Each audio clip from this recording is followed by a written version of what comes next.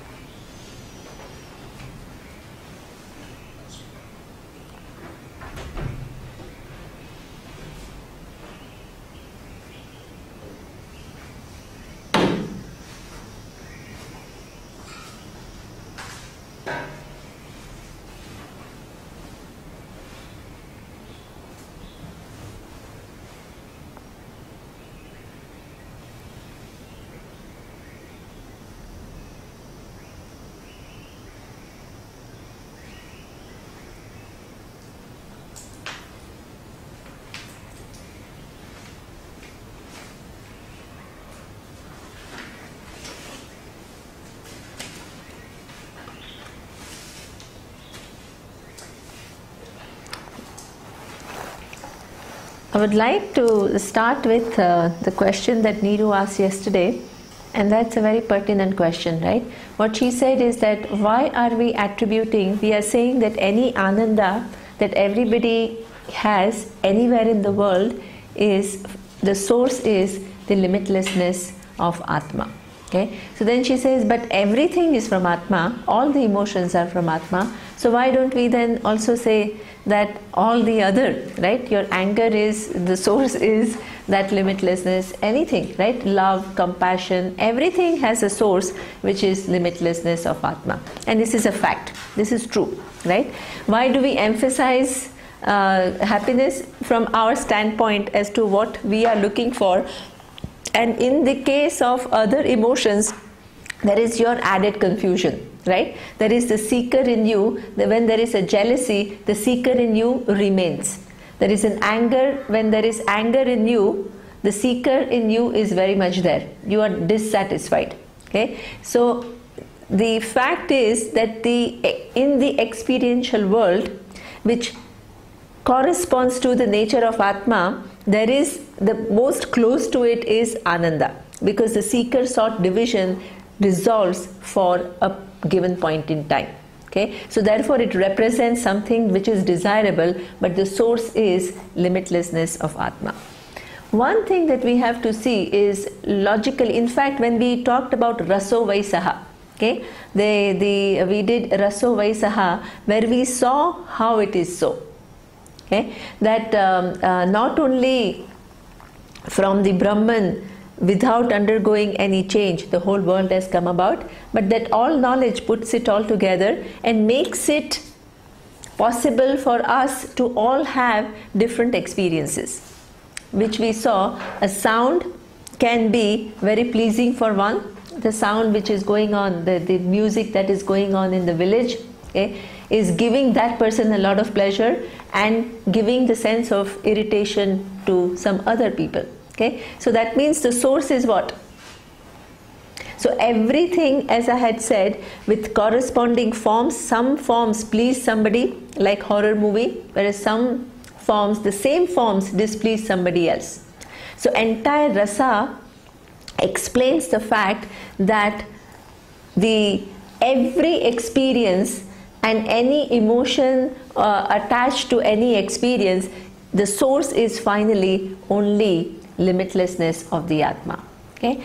Logically, if you postulate most of the time what happens is that to this all knowledge you attribute only the positive quality. Okay? So you have most of the time God is a representation of only love, only compassion, only giving.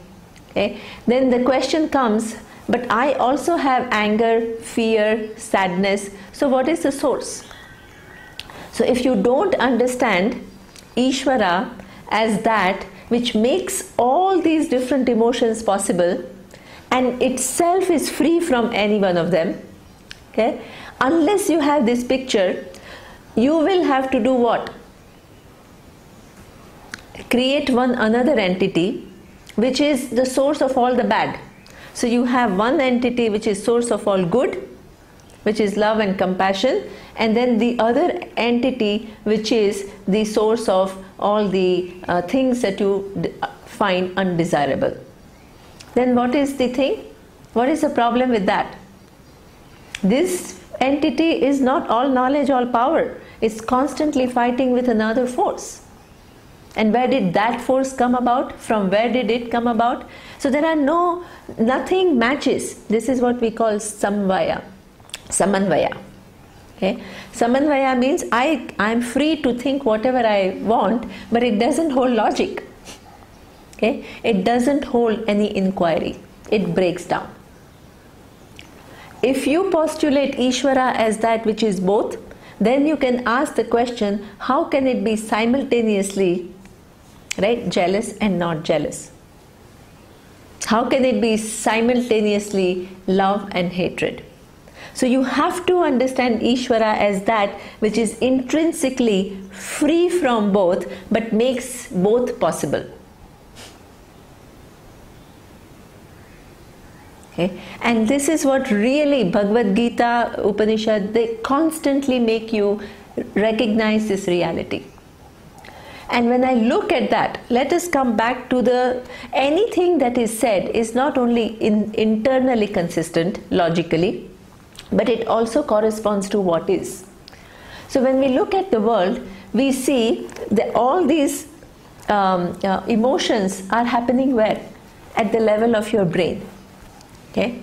So that means you're feeling love, you're feeling compassion, you are very generous. All these feelings take place here. Okay? And equally the feelings of sadness, frustration, anxiety, all of them also take place here. Okay? Now, without the coming together of the neurons, there is a lot of science which is involved. They try to find the centers of the brain which do a given function. Okay? So that means there is something, this whole electromagnetic activities, chemicals are all the time there, and then all these neurons are arranged in a certain manner that you have a given feeling. What is that feeling? Of, let's say, happiness or love or compassion. Okay? Can you say that the neurons themselves have the attribute of compassion? No. But when they come together, they produce that feeling which is very real. Okay? If the neurons themselves are free, then what to talk of cells? Can you attribute those feelings to the cells? No. Can you attribute it to atoms, particles? No. Right? Then if you cannot attribute to any of the previous things and still the feelings are there, right? So what is all knowledge doing? All knowledge is present at every level. When the putting together particles to atoms, atoms to cells, cells to neurons, neurons are arranged in a given way that this feeling comes to you, and that gives you a very direct experience. But at all levels, all knowledge is totally free from that feeling. You can see, you can understand that fact. Very next second you can have a totally different feeling. Again, just slight rearrangement of these neurons, which makes you feel something totally different.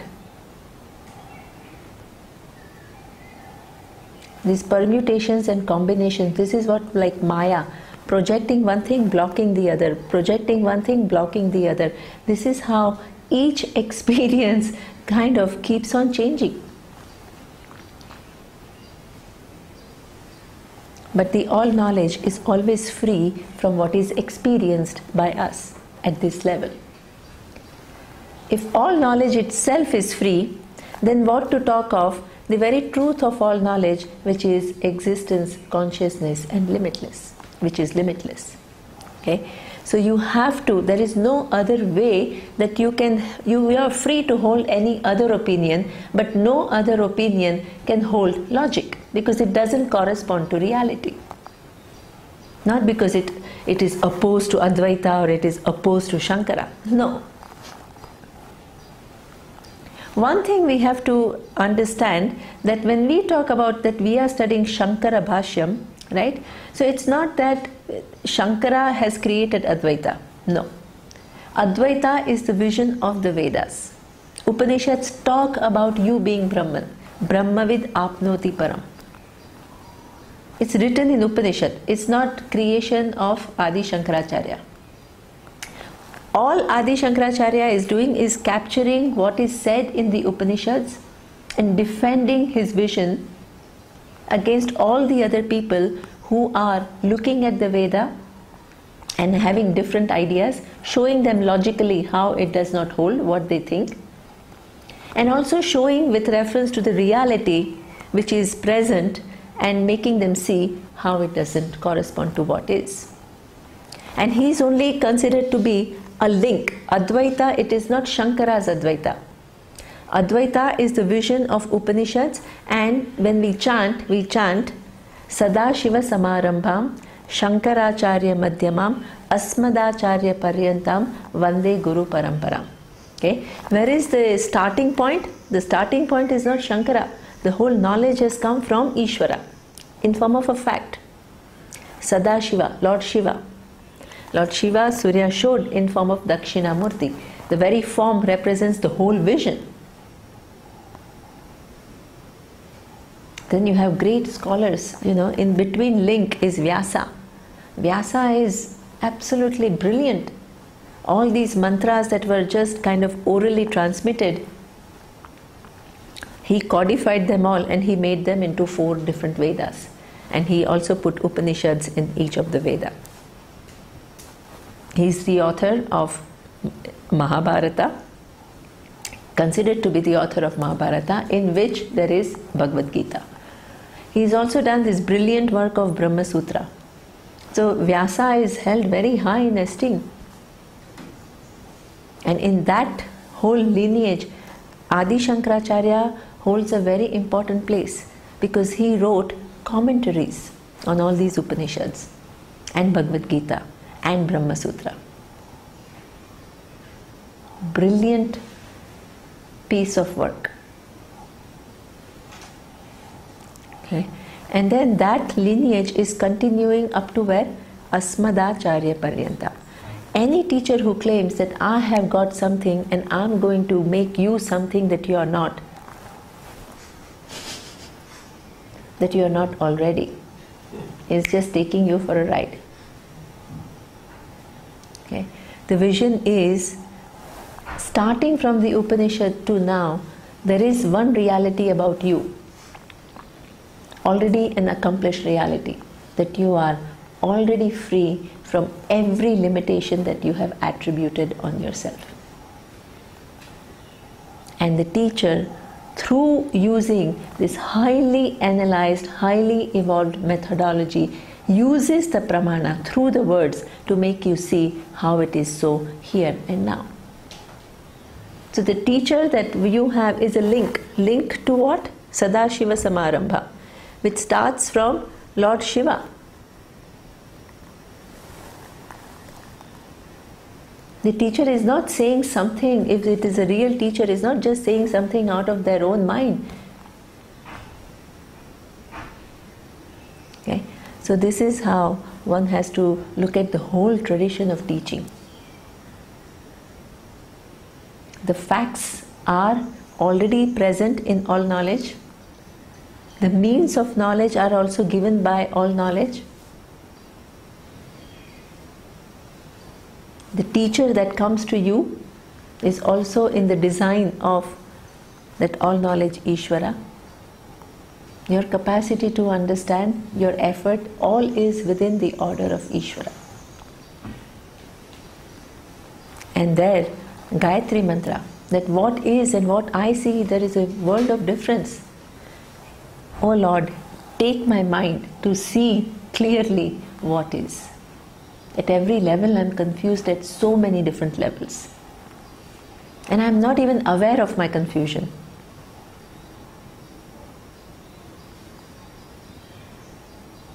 Okay. So this is what I wanted to just clarify, that it is very important. You cannot construe that all the negativities, this is where, because people think Ishvara is all positive, right?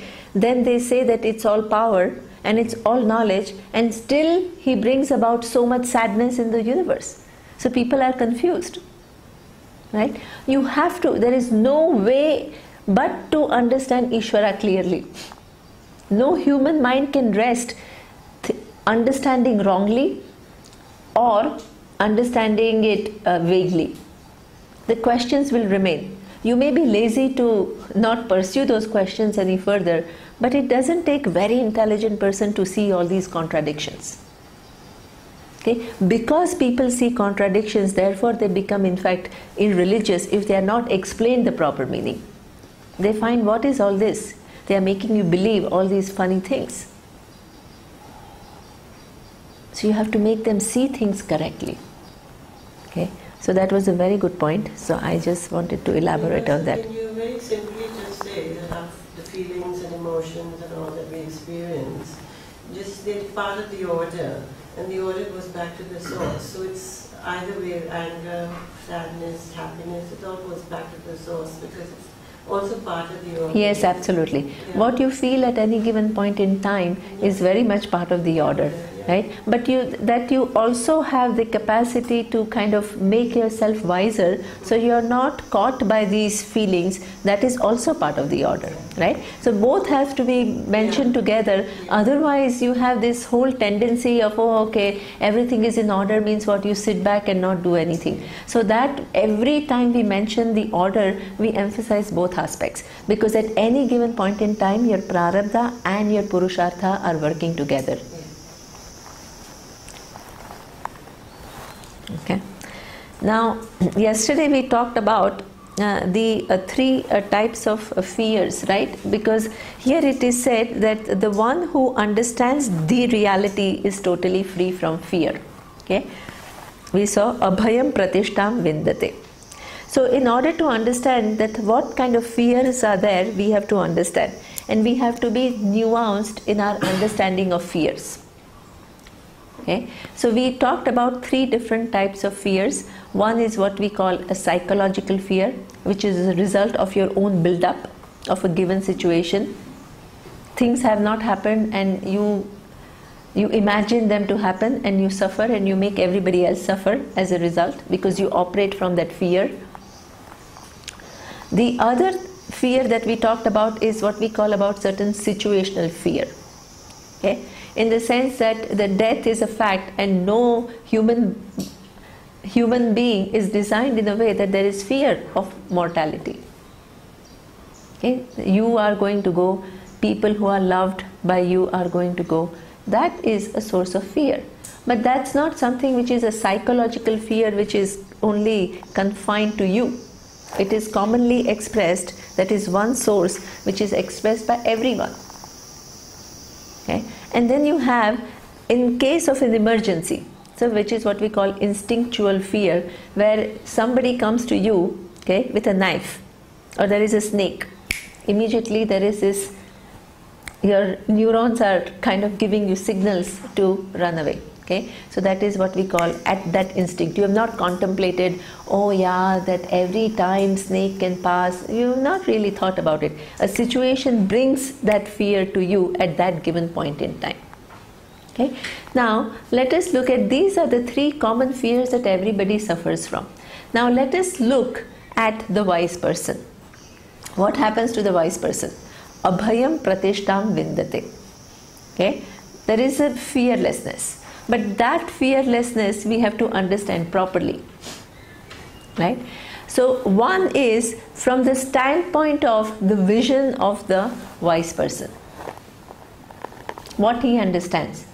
The paramarthika reality, which is not available to anybody else, is available to this person. The person is clear about what is what. And in the vision of the person, if the person has understood, not just blindly repeating it, okay, all that is here is one. There is no second. This is where he says, Dvaitad hi bhayam bhavati. In order to have fear, you need two. And in the vision of the wise person, it's absolutely clear that all that is there is one, and everything else, these varied names and forms that you see, the time and space framework that you see, entirely depends upon that reality for its existence. And that reality is not something which is away from me, it is my own nature. Okay? That vision, which is generally not available for anybody else, is available to the person. So that itself is a huge achievement, right? That is from the standpoint of the vision that the person understands. Now let us come back to the empirical world, because in the empirical world these three fears exist, right? So what happens to wise person vis-a-vis these three different types of fears? Okay? The psychological fears that we all have, as we have said, as part of preparedness for gaining this knowledge. The last, we all want this knowledge. We all want to just get it. Okay? But who has the last say? It's Ishvara. Until the time that it will always remain a rahasyam. We have seen Raja Vidya Raja Guhyam. The last card is in the hands of Ishvara.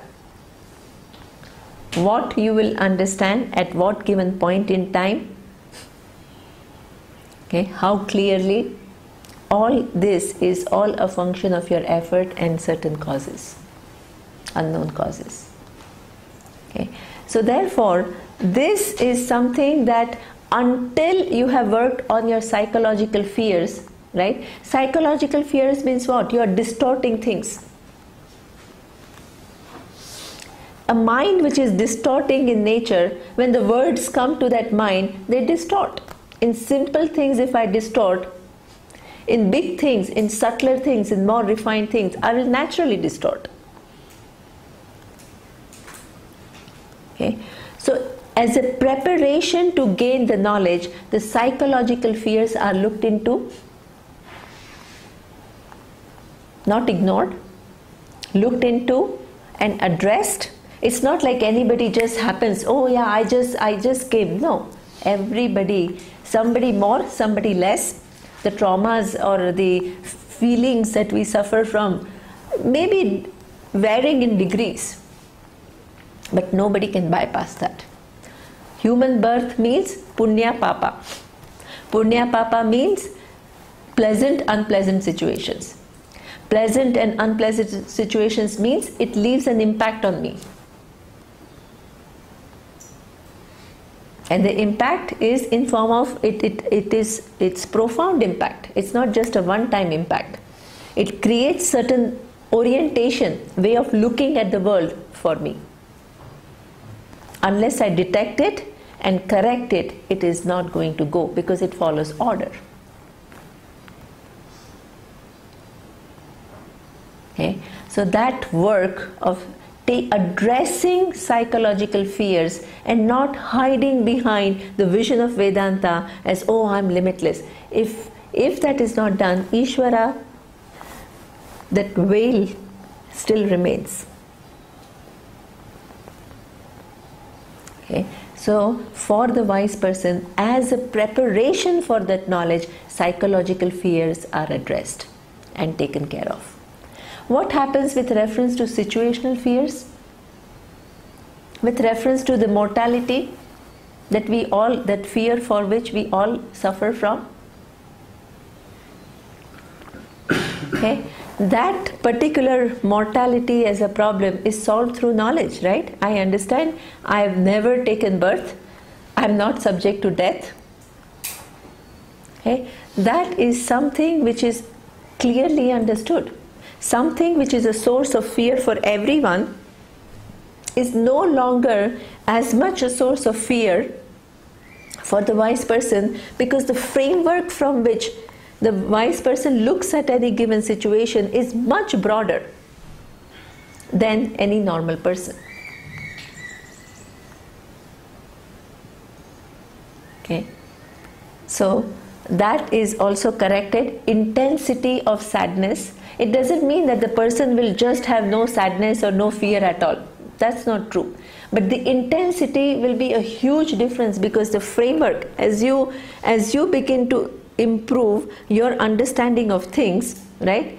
The range of knowledge that is available for you to address any given situation is so much larger than when you are choosing to remain ignorant. And all these strategies of this business strategies and all, they are all the time trying to expand their understanding of things so that they can make better decisions, right, to get what they are looking for. Constantly we are trying to increase our understanding of things so that we are more in line with what is, which enables us to make better decisions, which is what Gayatri Mantra is saying. You can use Gayatri Mantra at every level, in your small decisions, in your big decisions, in everything.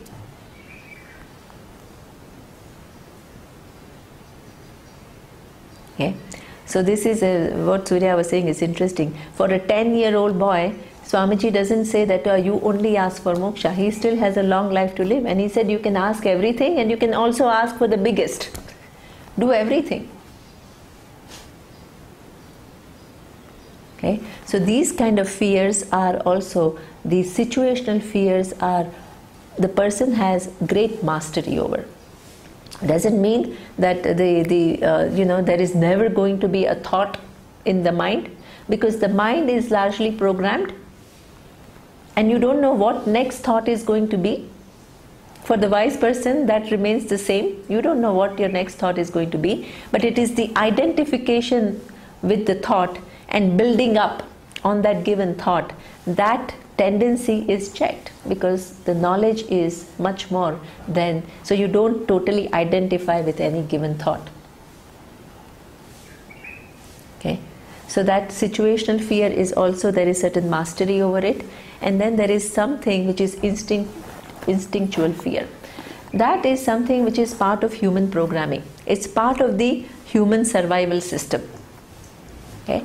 And that is something which is not necessarily bad or anything. Okay. So there is this very nice story to demonstrate. Okay. There is a very nice story to demonstrate how a certain amount of it's our capacity to detect situations which are in front of us and respond. Right. That is something which is a blessing. If it is not there, then human being will lose, it will be like some abnormal person who totally loses the capacity to distinguish between different situations.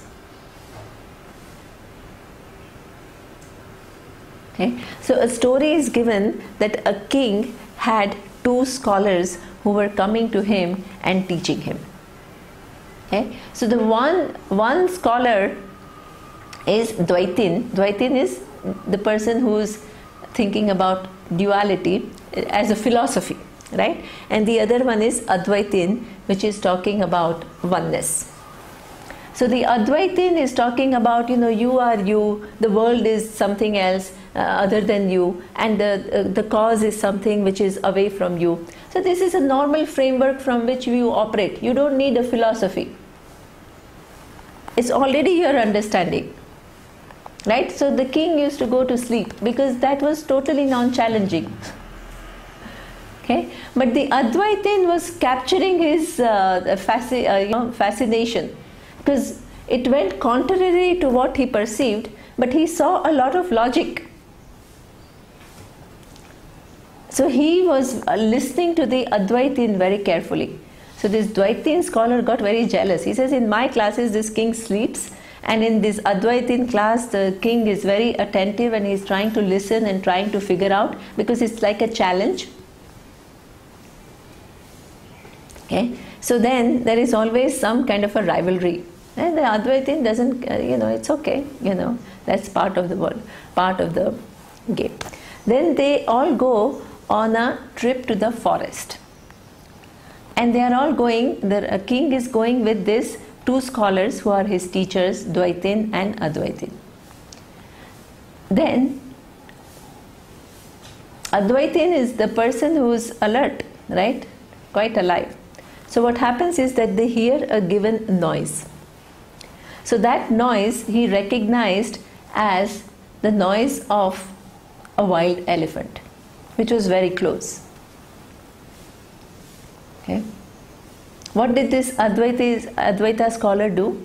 He says, a wild elephant, if it charges, you have no chance, right? And you think that they are big and they are fat, but they run. Once they start charging, they are so fast, you are gone. And they'll take you in the one trunk and throw you somewhere, right? So the Advaitin scholar immediately detects this noise as something coming from nearby, and he makes the king run. Okay? He says, let's go. And they all go back to the tent in a safe place. Then the king is even more thankful to this Advaitin scholar. He says, you've saved my life today. Right? We were going to go, it was a matter of minutes. If we had not detected and if we had gone further, he could have charged and we could have all been gone. The Dvaitin scholar, after he congratulated and he really felicitated this Advaitin scholar, everybody was dispersed. Then slowly the Dvaitin scholar goes to the king and says, what is this? It says, what? He saved our life. He says, but have you not thought about it? He's going on talking about oneness. He's going on talking about just one reality. If he had really understood one reality, why should he run away from the elephant? So the king was, yeah, that's true. He got very angry. He said, yeah, that's true. This Advaitin has been fooling me. All this time he's talking about oneness, and when the elephant comes, he's the first one to detect and then run and make us run also. Okay? So he gets angry and he calls this Advaitin scholar. And he says, you have been fooling us up to now. Okay? You're talking. This is what happened. He says, you've been talking about non-duality. And see what happened? When there was an elephant, you were the first one to run. The Advaitin scholar laughed. Okay? He said that, yes, I saw the elephant. Yes, I detected because I was more alert than anybody else. That was all as though. There is an as though elephant. There is as though my ear which detects a sound. And when did I say that I really ran? My running was also as though. The whole play is happening at an empirical level. A given situation, an appropriate response to the situation, all that continues. right? Instinctual response made him run. That doesn't go. That is something which is given to you as a gift. It is part of the survival. You use it. It's not like a wise person is running, walking in Harlem, and somebody comes with a knife and he says, oh, all that is here is one, so I'm not afraid. That is a ridiculous way of looking at it, right? So at empirical level, right, there are certain dangers that you have to detect. That is part of wisdom. As I had said, that the perception doesn't change. The perception remains. What I understand changes. And this is why at the empirical level, I have to respond to the situation according to what is called for. That doesn't go away. Okay? Otherwise, you are imagining a wise person as totally indifferent to every situation. That is like a mad person who's lost one's ability to detect different situations and respond accurately. And if you look at Bhagavad Gita, it's exactly like that. What is in front, you have to detect through different criteria. You can't say everything is one, non-dual, non-changing reality, so therefore here it can be anything. No. Okay. So when we talk about wise person as being completely free from fear, we are talking from the standpoint of the vision of what the person understands. At an empirical level, the person has taken care of the psychological fear, the situational fear because of much more understanding, and certain instincts which are a gift of Ishvara to make you survive, they remain. That's okay, I use them. That is intelligent living.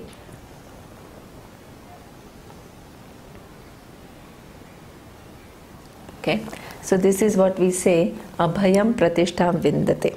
Okay, so here he says, then he says, atha so bhayam gato bhavati. More or less the fears that a person who has not understood the reality are suffering from are taken care of by the wise person. Okay, yada hi eva esha etasmin udaram antaram kurute atha tasya bhayam bhavati. In understanding this reality of you being limitless or one with Ishvara, you have a small little gap. You miss it little bit.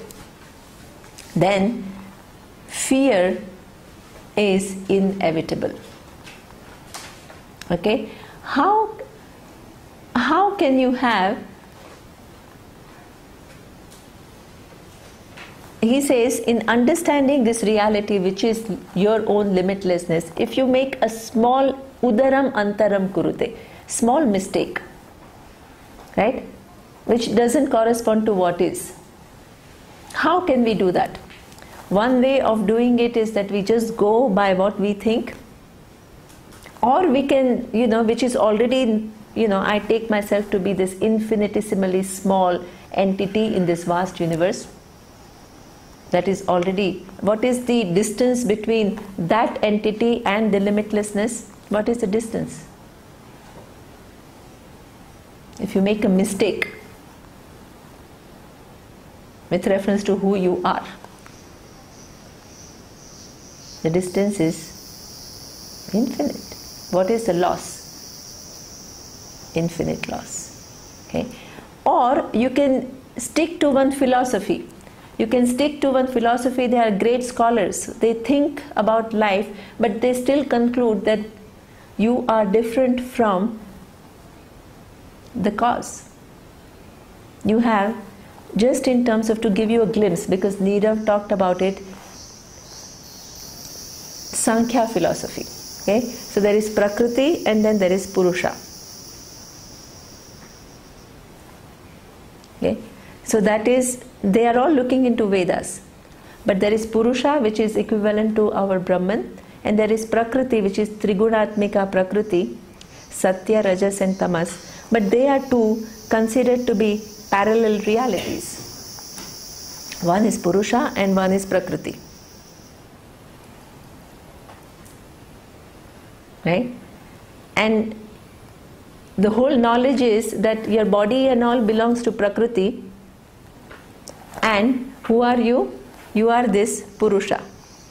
So similar, you are identified with the body which is part of the Prakriti, right? And who are you? You are a Purusha, which is independent of Prakriti.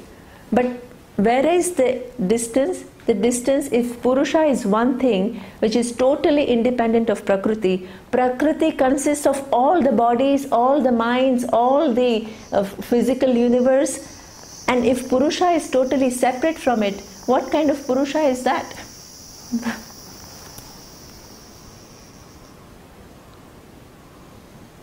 Highly limited, because Prakriti is huge.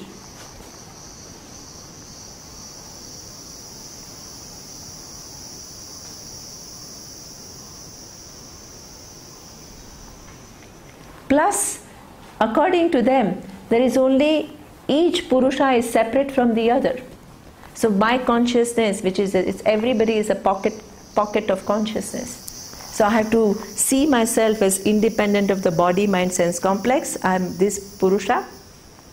You are that other Purusha. You are that other Purusha. Each Purusha is independent.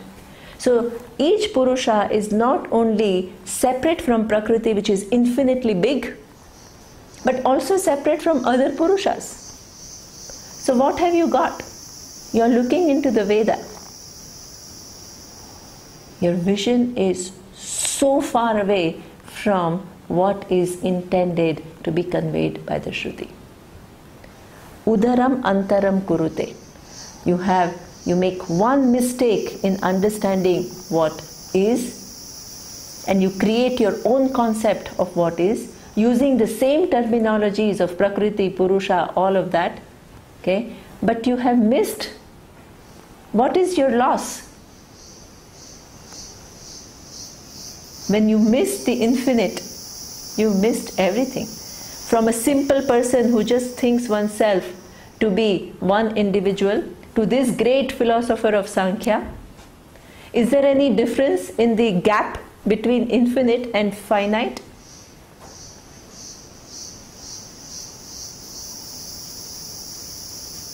No. You have Vishishta Advaita. All this is analyzed in the Shastra itself. Vishishta Advaitin according to of Ramanuja. Okay. His vision of the world is that all that is here is Ishvara. So that is Advaita, but it is Vishishta. Why is it Vishishta? Because all that is here is one Ishvara, and you are one part of this grand Ishvara.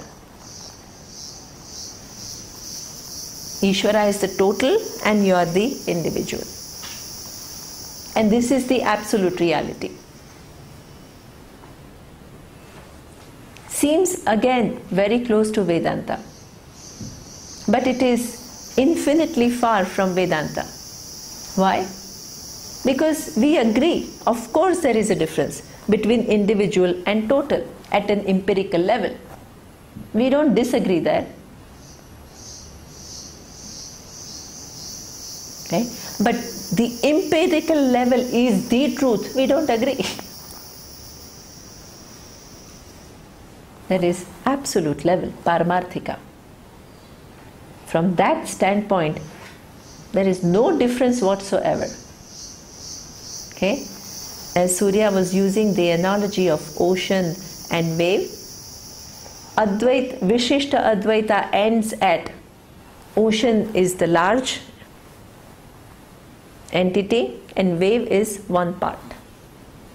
Their truth ends there. We accept that, true. But that is not the only thing. What is the reality is water, which sustains both the ocean and the wave equally, and itself is H2O, is free from being either the ocean or the wave. It doesn't intrinsically become the ocean, it remains H2O. It doesn't intrinsically become wave, it remains H2O. It's all that is here is one reality. The manifestations are different, but the reality is one, which is never affected by whichever form of manifestation it takes on. So if you have stopped at the level of Vishishta Advaita, what happens?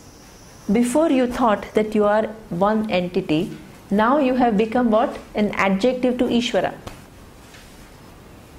And Ishvara is so much more bigger, and you are so little part of that fraction of a Ishvara. It is like equivalent to saying you are, our Swamiji says, you are amoeba in this whole body, right? Which is equivalent to Ishvara. What significance you have? Because Ishvara is the whole body, it contains everything, and you are one amoeba there.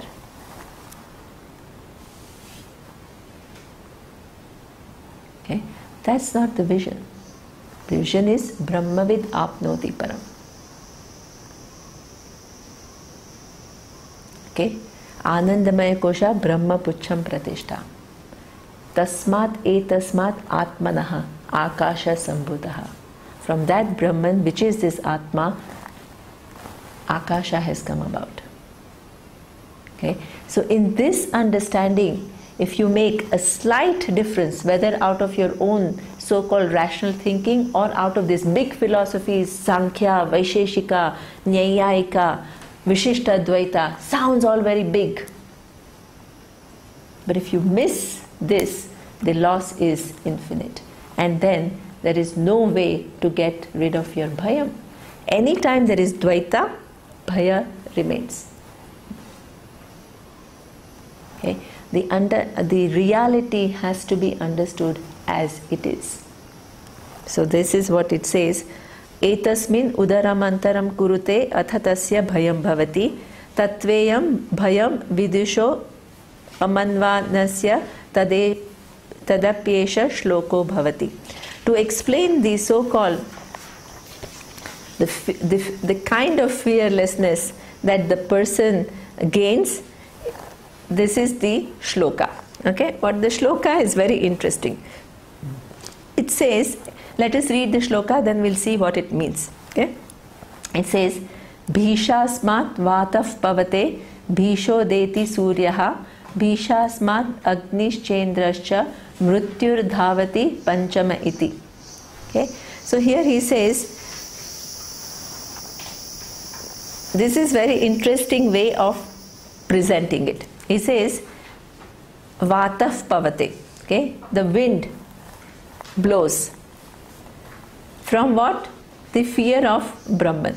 We'll first literally see it, then we'll see what it means. Right? Bhisho udeti suryaha. The sun rises because of the fear from this all-knowledge Brahman. Okay? Bhishasmat agnihi cha indrascha. Agni and Indra, okay, are also having fear of this entity, and they do what they have to do because of the fear of this and all knowledge. Mrutyur dhavati panchama iti. Okay, the Lord Yama, which is the Lord of death, of whom we are so afraid, that Lord Yama is afraid of this Brahman. Okay. Now, one thing, of course, it does not mean literally people are shaking in fear. Okay. That is not healthy at all, and that is not what is intended. Okay. What is intended is that the entities that we think are much superior to us, like Lord Yama, Indra, okay, Vayu, Devata, Surya, that Surya was saying this morning that we invoke Brahman in that Surya, right? Each of these given principle as an entity in the universe is still within the laws of all knowledge. Nothing is outside the laws of all knowledge. They all work, they do their job according to the order. Everybody is within the range of the order. Nothing is outside it. Okay. Up to now, what did we see? From Brahman comes 5 elements and then the whole Jagat and all the human beings and where the errors are. Then we saw that there is an intervening factor, all knowledge, which makes Raso Vaisaha, makes everyone experience the world in a given way. Okay. Now that experience is now extended from our understanding of things to other beings in the universe, which could be much higher from our standpoint. But they are not just independent entities, they are all within the order of Ishvara. Whoever is wherever, the sun is positioned in a given way. Mathematically, it has to be absolutely precise, the position of sun with reference to the earth. If it is slightly closer, the earth can burn. If it is farther, there is no light, there is no heat for human beings to survive. That precise position, and it remains there, that even though the galaxy is moving and everything is moving continuously, that remains so-called constant.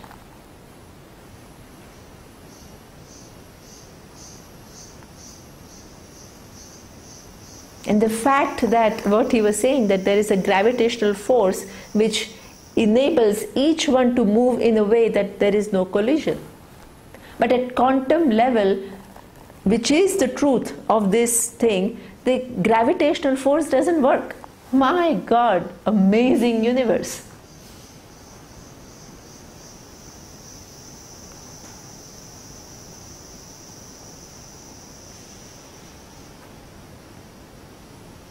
Okay. All this is really worked out in the all knowledge. So this is where it says the sun is not beyond, right, the sphere of ruling of all knowledge. The sun does its job exactly in keeping with what it is meant to do, which is part of the order. Lord Yama again is one entity which is what we call the principle of death. Who is going to live how long? When the prarabdha is over, in which form the person is going to go? Is the person just going to drop? Or the person is going to go through diseases? Or the person is going to have an accident?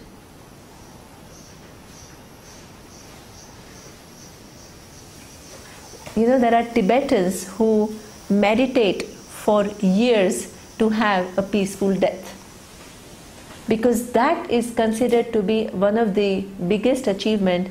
Most of the time, old age and death are associated with some suffering, right? So if you want to make that transition without suffering, it requires tremendous amount of punya. So therefore they do these meditations and they do these prayers to have peaceful death. Okay. It is all within laws. What does it mean? I pray so that I can have. What does it mean? Governed by laws. And I want to influence in a positive manner, so I do my part of making a prayer. The death and the principle of death, of who is going to go in which manner, at what age, under what circumstances? Laws. From the standpoint of that given principle, we call it Lord Yama. But Lord Yama is not the entity which decides. It's within the sphere of influence of all knowledge. Bhishatma Vataf Pavate, the wind, how much it blows. You have hurricanes which can destroy everything, and you can have very pleasant wind which can please you very much. Range.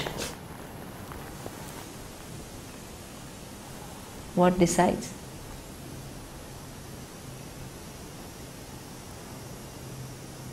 How much of atoms of its own energy sun is going to give up at every minute? All part of all much larger programming, all knowledge. Okay? So that bhishaha should not be taken as fear. It should be taken as every other force that is there in the universe, which seems to be much more superior to me. Right? We think that these are entities which have more power, which is true, but it is a borrowed power from all knowledge. It's like your capacities are unique. Somebody else's capacities are unique, but it are borrowed capacities. Surya says, I don't own anything. I haven't decided that this is the form that I want, this is the parentage that I want. I haven't decided. I just came with this given body, and I came with its own programming. Similarly, all the entities which are there in the whole universe, upon which my existence relies, they are all within that all knowledge. And what happens is, as a result of your own doing, like your punya, you can become one of these entities. Right? That possibility is also there. You perform actions, and then you can get a lot of punya, where you can graduate. As we have seen, a certain set of punya can take you to different part of the universe, give you special powers to experience the universe in a much nicer manner. Okay? But is that what you are looking for? If you can go for the kill, where you can come to know I and that all knowledge share the same reality, why would you settle for something in between, which is higher with reference to human life, but it is still within the realm of influence of all knowledge? Why would you do that? You know, it is like going to the king, and he says, tell me what you want. And you said, oh, I just want like some 100 rupees, because I just, you've wasted the opportunity, right? When you go and see the Prime Minister, he's very busy, and he gives you 5 minutes, right? And you have finally got this opportunity, and you say, what? Get me a small job for my son in that little, nothing. Okay. Same thing. My wanting, it seems like big, my wanting to go to heaven, experience the world, have better bodies, better situations, more power, all very relative. Okay. All is within this grand manifestation of Ishvara, and the possibility that is given to you here and now on the earth is to know your total identity with this all knowledge. Why do you want to settle for being one entity which is within the sphere of influence of Ishvara? That's a bad bargain. Udaram antaram kurute. What you ask for shows how much you understand. Okay? So this is what he says, everything functions in the universe not out of the fear, but out of the grander programming, which is all knowledge, which belongs to all knowledge. And as long as you remain one entity, even if you are Lord Yama, it's a job that it's through your punya you have gained that position. What happens? Punya is going to get exhausted. We have seen yesterday in Bhagavad Gita class. Many times they say, Indra, all these positions last till one cycle of manifestation. When the manifestation is becoming unmanifest, you lose your position, you're back. kshine punye martyalokam vishanti. So as long as you remain an entity, Indra is trying to save one's position. There are many stories. Okay? In our Puranas, there are stories where Indra is frantic about, because you are the Lord of the heaven. Along with that comes huge power, huge source of pleasures and everything. Then you are insecure that you can lose it. Anytime, at one given point in time, every position is lost because it's earned through punya, and punya is finite.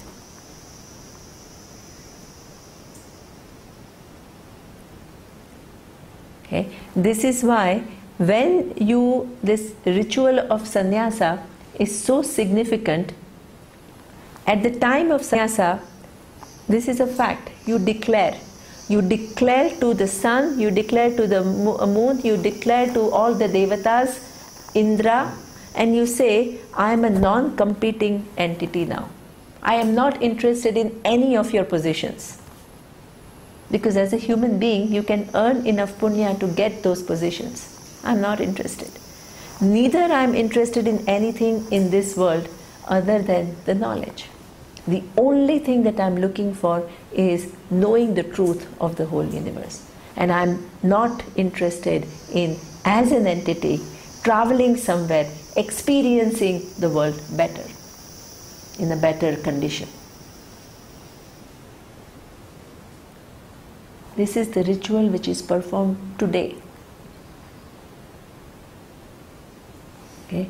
So this is where you are made to see the difference between going for the ultimate, okay, and settling somewhere in between, which is better with reference to human life, which is fraught with challenges and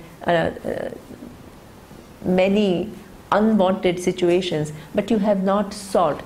The fear remains, the basic fear remains, right? Because you have made what you have understood and what the reality is do not correspond.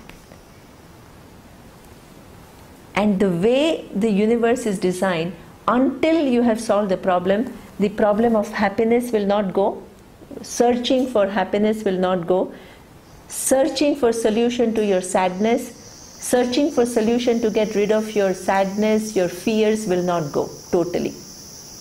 And that is what pushes you forward further towards knowing this reality. Because you cannot stand all these limitations which are superimposed on yourself because of ignorance about who you are. And the order pushes you to discover.